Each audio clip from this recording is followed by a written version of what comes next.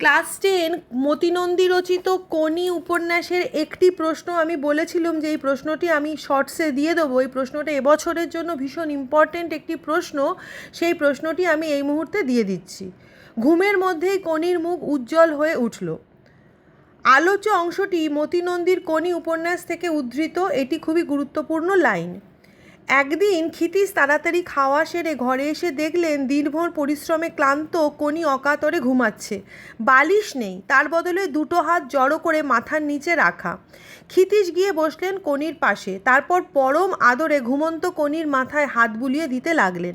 হঠাৎ ক্ষিতীশ শুনলেন কোনি ঘুমের মধ্যে আপন মনে কি যেন বলছে। ক্ষিতীশ একটু ঝুঁকে পড়ে শোনার চেষ্টা করলেন। তিনি একটা পাতলা হাসির রেখা দেখলেন কোনির মুখে।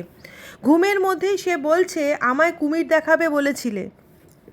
একথা শুনে ক্ষিতীশ ফিসফিস করে বললেন, দেখাবো, তোকে চিড়িয়াখানায় নিয়ে যাব।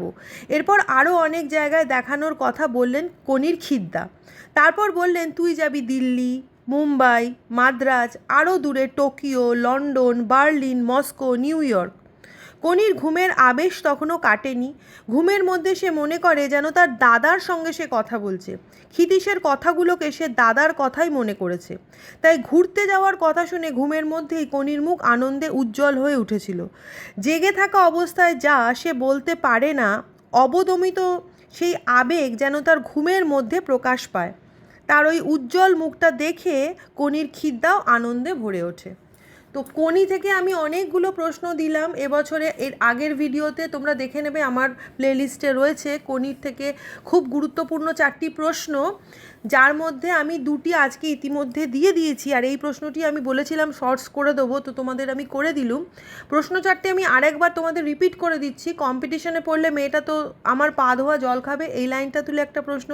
ঘুমের মধ্যেই কোনির মুখ উজ্জ্বল হয়ে উঠলো, যেটা দিলাম।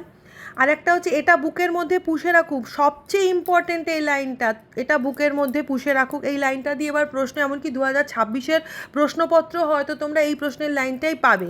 আর লাস্টলি হচ্ছে, তোর আসল লজ্জা জলে, আসল গর্বও জলে। এই 4টে প্রশ্ন তোমরা রেডি করবে, যার মধ্যে 2টো আমি ইতিমধ্যে দিয়ে দিয়েছি আর এটা আমি এখন দিয়ে দিলাম।